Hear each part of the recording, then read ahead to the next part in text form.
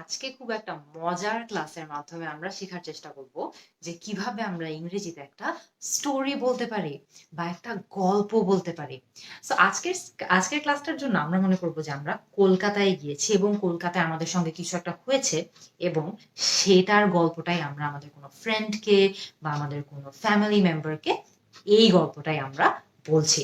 তো আমরা কিছু শব্দ শিখবো, যেই শব্দগুলোর মাধ্যমে আমরা বোঝার চেষ্টা করব যে একটা গল্পের শুরুতে কি ধরনের শব্দ বলতে হয়, একটা গল্পের মাঝামাঝি পর্যায়ে কি ধরনের গল্প বলতে হয়, হঠাৎ কিছু হয়ে গেলে কি ধরনের শব্দ ইউজ করতে হয়, এবং একটা গল্পের শেষের দিকে গেলে কি ধরনের শব্দ ব্যবহার করতে হয়। তো একদম প্রথমে আমরা গল্প বলা শুরু করছি। মনে করেন আমরা বলতে চাচ্ছি যে আমরা একসময় কলকাতা গিয়েছিলাম, কবে গিয়েছিলাম এবং কখন গিয়েছিলাম এবং তখনই যে কাহিনীটা শুরু হয়েছে সেটাই বলতে চাচ্ছি।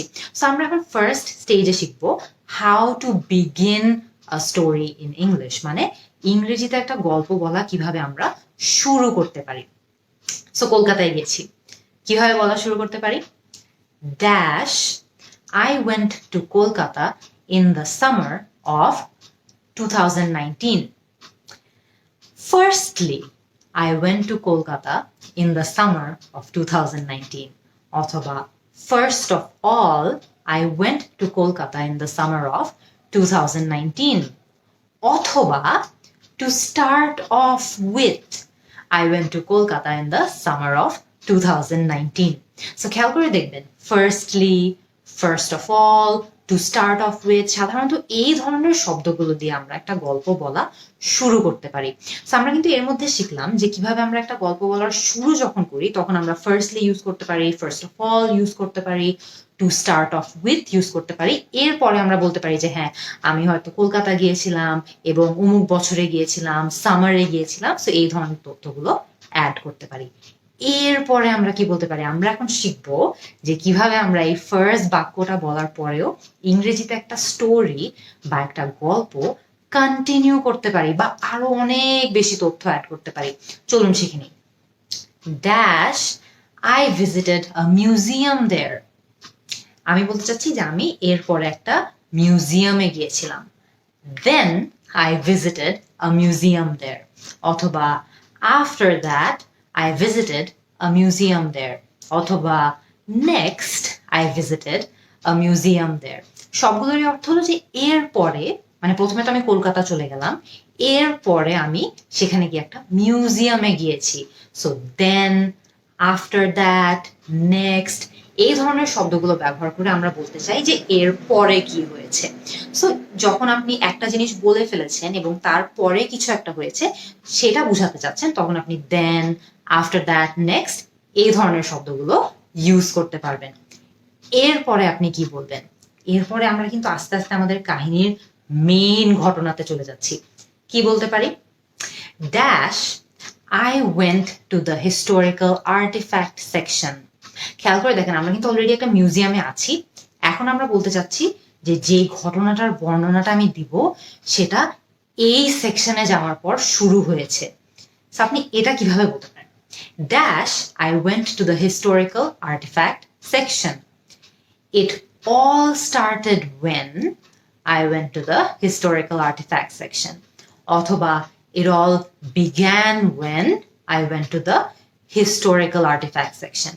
মূলত এর মানে হলো সবকিছু তখনই শুরু হয়েছে যখন আমি ওই মিউজিয়ামের হিস্টোরিক্যাল আর্টিফ্যাক্ট সেকশনে গিয়েছি। তো আপনি যখন মূল ঘটনার কথা বলতে চাচ্ছেন বা আপনি স্টোরির সেই পার্টে চলে এসেছেন যেখানে আপনি মূল ঘটনার বর্ণনা দিতে চাচ্ছেন, তখন কিন্তু আপনি ইজিলি এটা বলতে পারেন যে সবকিছু তখনই শুরু হয় যখন কিছু একটা। It all started when I went to the historical artifact section. অথবা it all began when I went to the historical artifact section. So এই বাক্যটা ইউজ করে আপনি এই ফিলিংটা বলতে চাচ্ছেন বা ওই ঘটনাটা বলতে চাচ্ছেন যে সবকিছু তখনই শুরু হয় যখন আমি কিছু একটা করেছি। আমি হয়তো হিস্টোরিক্যাল আর্টিফ্যাক্ট সেকশনে গিয়েছি বা অন্য কোথাও গিয়েছি, তখনই সবকিছু শুরু হয়েছে। সেটা বলার জন্য কিন্তু আপনি ইজিলি এই বাক্যটা ইউজ করতে পারেন। নেক্সট আমরা কিন্তু আস্তে আস্তে আমাদের মূল ঘটনাটার দিকে চলে আসছি।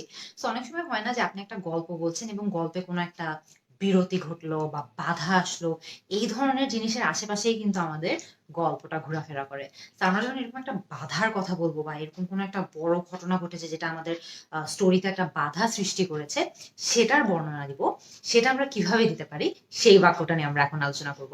তো আমরা কিন্তু অলরেডি মিউজিয়ামে গিয়েছি এবং আমরা এখন হিস্টোরিক্যাল আর্টিফ্যাক্ট সেকশনে আছি এবং সেখানেই কিন্তু পুরো কাহিনীটা শুরু হয়েছে। এরপরে কি হলো? Dash, I noticed an image in a vase. যে আমি এরপরে হঠাৎ করে একটা ছবি দেখলাম একটা ভাসের মধ্যে। আপনি এই যে হঠাৎ করে একটা ফিলিং দিতে চাচ্ছেন না, এটা আপনি ইংরেজিতে কিভাবে দিতে পারেন? Suddenly I noticed an image in a vase. যে হঠাৎ করে আমি একটা ভাসের মধ্যে একটা ইমেজ দেখলাম বা একটা ছবি দেখলাম। অথবা আপনি এটাও বলতে পারেন unexpectedly I noticed an image in a vase. যে আমি এটা আশাই করছিলাম না, আমি এটা চিন্তাই করতে পারছিলাম না যে আমি হঠাৎ করে একটা এমন ইমেজ দেখবো একটা ভাসের মধ্যে যেটা আমাকে জাস্ট শক করে দিবে। আপনি সেই ক্ষেত্রে আনএক্সপেক্টেডলি বলতে পারেন যে আমি এটা কখনো চিন্তাই করতে পারি না। সাডেনলিও বলতে পারেন যে হঠাৎ করে আমি কিছু একটা দেখতে পারলাম। এরপরে কি হলো, এরপরে কি হলো সেটাও কিন্তু আপনি খুব ইজিলি ইংরেজিতে বলতে পারেন। কিভাবে? এখন আমি যে বাক্যটা বলবো এটা কিন্তু আপনাদের কাহিনী অনুযায়ী চেঞ্জ হতে পারে বা পরিবর্তন হতে পারে, কিন্তু আমার কাহিনীতে আমি আজকে এটা নিয়ে কথা বলছি দেখে আমি এই বাক্যটার কথা বলছি। আপনার কাহিনীতে যদি অন্য কিছু ঘটনা হয়ে থাকে তাহলে আপনি সেটার কথা বলবেন। আজকে আমাদের এই স্টোরির জন্য কি ঘটনা ঘটেছে, এই বাক্যটা আমি কিভাবে বলতে পারি? The image was of a man who resembled my dash. এই যে আমি একটু আগে একটা বাসে একটা ছবি দেখে খুবই শকড হয়ে গিয়েছিলাম না? The image was of a man who resembled my dash.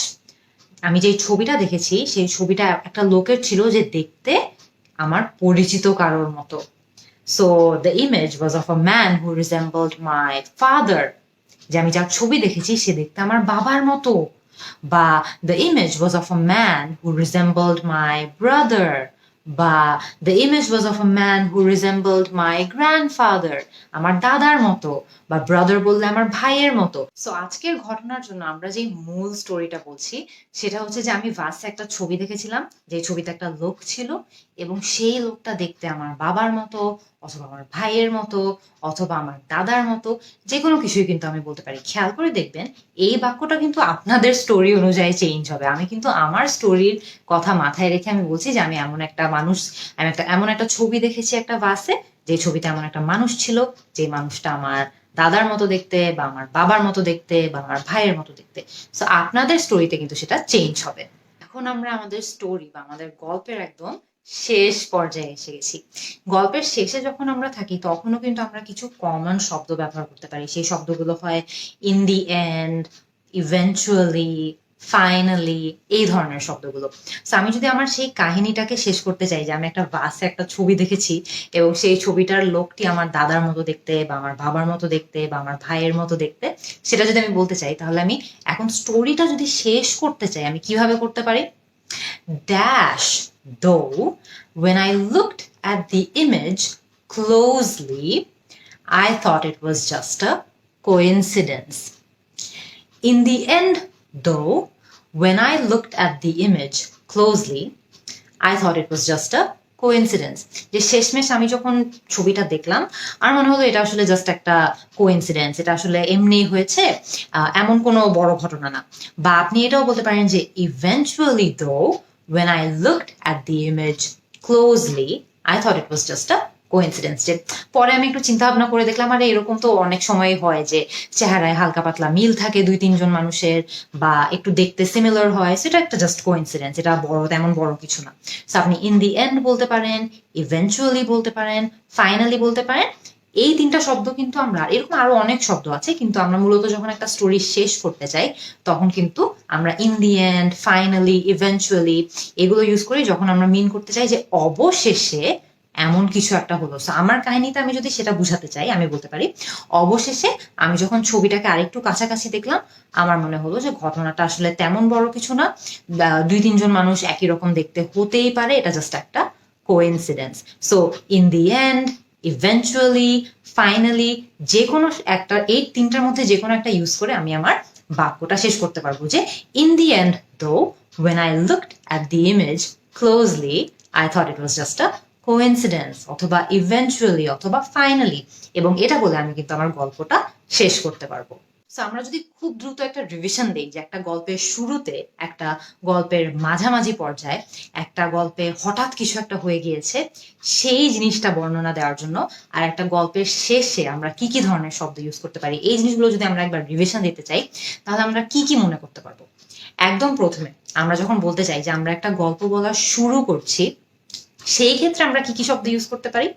আমরা ফার্স্টলি ইউজ করতে পারি, ফার্স্ট অফ অল ইউজ করতে পারি, to start of with use করতে পারি। তিনটারই অর্থ হলো প্রথমত, মানে প্রথমত এরকম কিছু একটা হয়েছে।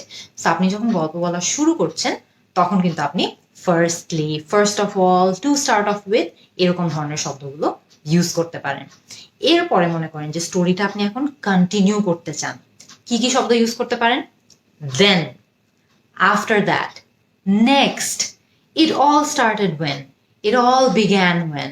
So আপনি যদি ক্লাসটা একদম শুরু থেকে আরেকবার দেখেন তাহলে কিন্তু আপনি বুঝে যাবেন যে then মানে হলো এরপরে, after that মানে হলো এরপরে, next মানে হলো এরপরে, এবং it all started when বা it all began when এই দুটোর মানে হলো সবকিছু শুরু তখনই হলো যখন কিছু একটা হয়েছে। আপনি স্টোরি কন্টিনিউ করা শিখলেন, আপনি স্টোরি বলা শুরু করা শিখলেন, এরপরে আপনার তো হঠাৎ কিছু একটা হয়েছে বা হঠাৎ কোনো একটা বাধা হয়েছে বা মূল ঘটনাটার বর্ণনা আপনি এখন দিতে চাচ্ছেন যেটা আপনার স্টোরিতে একটা বাধা সৃষ্টি করেছে, সেটা যখন বর্ণনা দিতে চান তখন আপনি কি কি ধরনের শব্দ ইউজ করতে পারেন? আপনি সাডেনলি ইউজ করতে পারেন, আনএক্সপেক্টেডলি ইউজ করতে পারেন। দুটোরই অর্থ হলো যে হঠাৎ এমন কিছু একটা হলো বা আমি একদম আশাই করতে পারিনি তখন কিছু একটা হলো। সো সাডেনলি এবং আনএক্সপেক্টেডলি। এরপরে আপনি এখন স্টোরিটা শেষ করতে চাচ্ছেন বা আপনার গল্প বলা শেষ করতে চাচ্ছেন, কি কি শব্দ ইউজ করতে পারেন গল্প বলা শেষ করার সময়? In the end, finally, eventually, সবগুলোরই অর্থ হলো অবশেষে কিছু একটা। সো আপনি যখন স্টোরি শেষ করছেন তখন কিন্তু আপনি অবশেষে কিছু একটা হয়েছে সেটাই বলবেন, তাই না? সো আপনি ইন দি এন্ড বলতে পারেন, আপনি ফাইনালি বলতে পারেন, আপনি ইভেনচুয়ালিও বলতে পারেন। এই ধরনের শব্দগুলো ইউজ করে কিন্তু ইজিলি আপনি আপনার স্টোরিটা বা আপনার গল্পটা শেষ করতে পারেন। তো আজকে কিন্তু খুব ইজি কয়েকটা বাক্যের মাধ্যমে আমরা শিখলাম আর এবং শব্দের মাধ্যমেও আমরা শিখলাম যে কিভাবে আমরা একটা গল্প বলা শুরু করতে পারি, একটা গল্পের মাঝামাঝি পর্যায়ে বা একটা গল্প কন্টিনিউ করতে পারি, আমরা কিভাবে হঠাৎ কিছু একটা হয়ে গিয়েছে এরকম একটা ঘটনার বর্ণনাও দিতে পারি একটা গল্পের মধ্যে, এবং এমনও কিছু শব্দ শিখেছি যে শব্দগুলোর মাধ্যমে আমরা একটা গল্প বলা শেষ করতে পারি। সো আপনারা আমাকে এই শব্দগুলো ব্যবহার করে একটা গল্প বলে দেখান তো কমেন্ট সেকশনে, আমি আপনাদের গল্পগুলো পড়ার অপেক্ষায় থাকবো। See you in the next class.